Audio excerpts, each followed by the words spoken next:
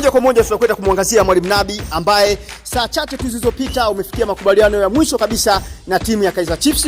Mwalimu Nabi amedumu kwa muda mrefu, tutakuja kukuambia namna ambavyo amekuwa na trend ya kutosha katika klabu ya Kaizer Chiefs na kipi ambacho amekifanya na mpaka sasa hivi anazungumzwa. Mengi yanazungumzwa ni kwamba tayari Mwalimu Nabi mpaka sasa tayari wameshakubaliana kila kitu na wameachana salama Kaizer Chiefs. Niko na mchambuzi wangu hapa Azuka, atakuja kuzungumza kinaga ubaga kingine ambacho amekiona kwa Mwalimu Nabi, namna alivyodumu pale na namna ambavyo amekuwa na wakati mzuri wa kumfundisha Kaizer Chiefs. Nitakuja kuzungumza machache tu kabla yeye hajarejea hapa. Cha kwanza ni kwamba tangu makubaliano masaa mawili yaliyopita, Mwalimu Nabi amecheza jumla game 39, akishinda game 15, akidraw game 10, akipoteza jumla game 14, huku akitengeneza jumla magoli 47, akitengeneza nafasi 44, akiwa na uwezo wa kuchukua kombe moja. Niko hapa na Azuka, sasa tutazungumza kinaga ubaga namna alivyotazama Mwalimu Nabi na pengine ni wapi ambapo ataelekea. Karibu sana katika studio zetu. Nashukuru sana Kichafue TV. Toka muda mrefu sana sijapatikana hapa Kichafue TV, lakini leo umenikaribisha na nimekutana na mwalimu baada ya kufukuzwa kazi pale Kaizer Chiefs,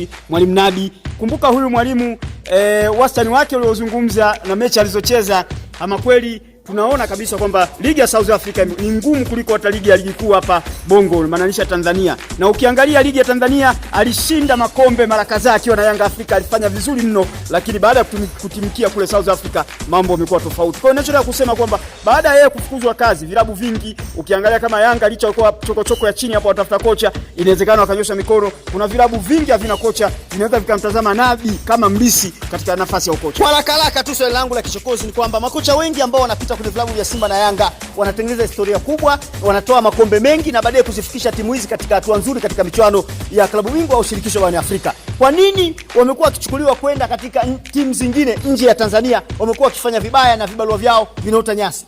Mimi nafikiri ni aina ya ligi na maisha yake na matakwa ya msingi ambayo anayataka. Unajua kocha anaweza katoka katika klabu moja kwenda klabu nyingine, akahitaji baadhi ya huduma wa wachezaji lakini wakawakosa daraja la wachezaji katika ligi hiyo wanaochezeka wa daraja ambalo linaweza likamsaidia yeye kufanya vizuri zaidi. Ukiangalia Kaizer Chiefs hawakufanya usajili mkubwa zaidi toka ametua Nabi, na ndio maana ukiona matokeo anayoyapata ndio yale. Lakini pia formation ya mwalimu, inawezekana anatoka katika klabu hii moja kwenda sehemu nyingine, anacheza katika formation ambayo inashindwa kukliki katika cha kumalizia. Pengine tutegemee Nabi atapumzika au kibarua kikitokea anaweza kwenda kuungana na timu ambazo zitamhitaji? Mimi sifikiri kama kocha kazi yake ni kupumzika, kwa sababu ukiangalia fedha alizokusanya Nabi kwa umri alionao bado anahitajika sokoni kwenda kufanya kazi, hataki kupumzika. Klabu yoyote ambayo itamhitaji najua ataingia sokoni kwenda kufanya kazi. Asante. Huyu ni mchambuzi wangu Azuka, tukiangazia kinaga ubaga kuhusiana na taarifa ya Mwalimu Nabi katika klabu ya Kaizer Chiefs akipewa mkono wa kwaheri, na baadaye je, ataibukia wapi? Endelea kutufuatilia, tutakupa story nyingi